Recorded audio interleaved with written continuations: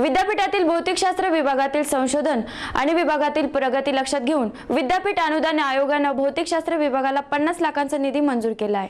मागील काही वर्षात डॉक्टर बाबासाहेब आंबेडकर मराठवाडा विद्यापीठातील भौतिकशास्त्र विभागात संशोधन आणि विभागाची प्रगती लक्षात घेऊन विद्यापीठ अनुदान आयोगाने या विभागाला 50 लाखांचा निधी मंजूर केला आहे।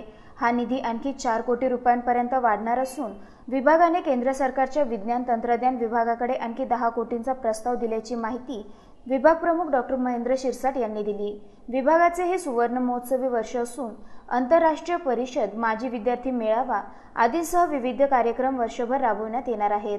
या विभागाला विद्यापीठ अनुदान आयोगाने विशेष सहाय्यता कार्यक्रमांतर्गत डिपार्टमेंटल रिसर्च स्कीम योजनेत 50 लाख रुपयांचा निधी मंजूर केला आहे। तसेच या वर्षानिमित्त विद्यापीठानेही 75 लाख रुपयांचा निधी दिला आहे। या 1.25 कोटीच्या निधीतून भौतिकशास्त्र विभागात एक्स-रे डिपॅट्रोमीटर हे नवीन उपकरण घेण्यात येणार आहे, अशी माहिती डॉक्टर सिरसाट यांनी दिली। युनिव्हर्सिटी ग्रांट्स कमिशनने गोल्डन ज्युबली इयरच्या निमित्ताने या विद्यापीठाला 50 लाख रुपयाचा निधी दिलेला आहे। तो निधी UGC SAP DRS या स्कीमच्या अंतर्गत मिळालेला आहे आणि या 50 लाख रुपयामध्ये आम्ही एक्स-रे डिफ्रॅक्टोमीटर हे इक्विपमेंट घेणार आहोत। तर याचा उद्देश असा आहे की state of the art facility ज्या विद्यार्थ्यांना मिळणं आवश्यक होत्या तर या प्रोजेक्टच्या माध्यमातून मिळतील आणि हे फार मोठी उल्लेखनीय अशी बाब या विभागासाठी आहे आणि यामुळे या रिजनच्या मराठवाडा विभागातील सर्व विद्यार्थ्यांना त्याचा विशेष फायदा होणार आहे।